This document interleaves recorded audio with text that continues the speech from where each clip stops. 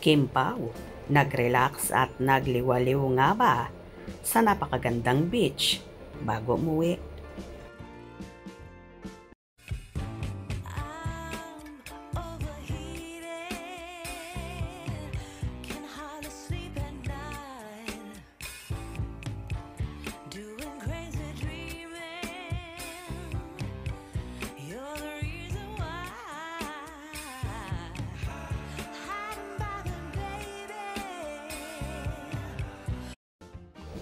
Wow! Tila nga nag-relax at nagliwaliw muna ang napapabalitang magkasintahan, ang magkatambal at mga bida sa The Alibay series na sina Kim Chiu at Paolo Avellino. Nagbahagi nga ang Chinita Princess sa kanyang Instagram story ng napakagandang view kung saan may beach at maraming puno.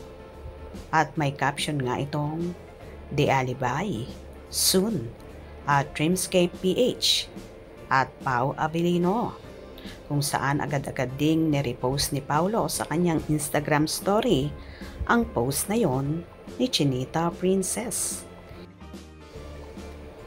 Hinala ng marami ay tila magkasama nga ang lovebirds sa napakagandang beach na yon, na alam naman ng lahat na beach lovers sila pareho, kaya magkasundo.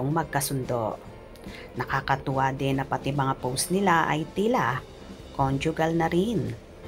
Ka-nice ng view, nakaka-relax. Sa wakas, malapit na ang pinakahihintay na teleserye. Good luck to both of you, Kim Pao. Congratulations. Love it. I love you, Kim Pao. Good morning, Kim Pao.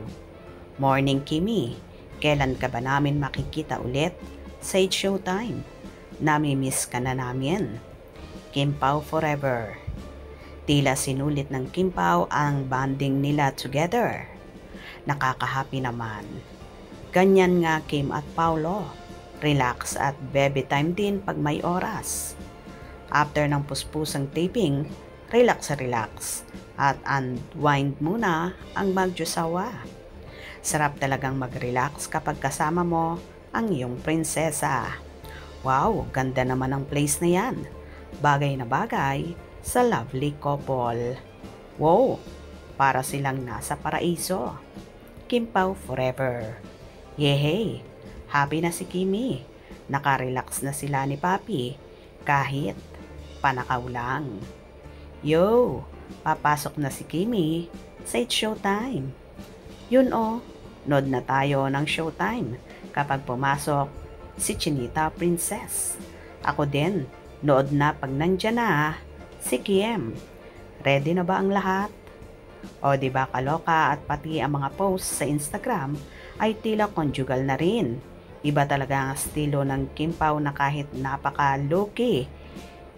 Kaya naman palaging inaabangan ng kanilang mga supporters.